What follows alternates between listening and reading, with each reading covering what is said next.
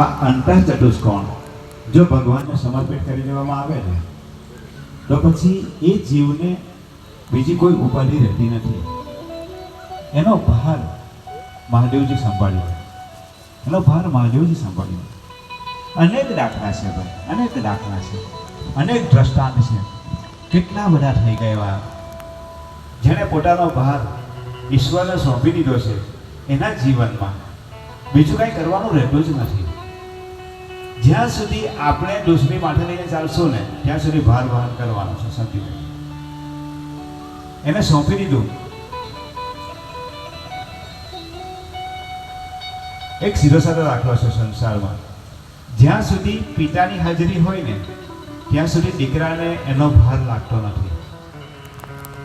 એ તો પિતા ન હોય ત્યારે ખબર પડે દીકરાને કે એનું જીવન હવે કેટલું કઠિન છે. તેવું જ છે જે સર્વનો પિતા છે, સર્વ બ્રહ્માંડનો પિતા છે, એના ચરણે રહીએ ને આપણે ચંચુલાના પ્રસંગમાં પ્રવેશ કરીએ.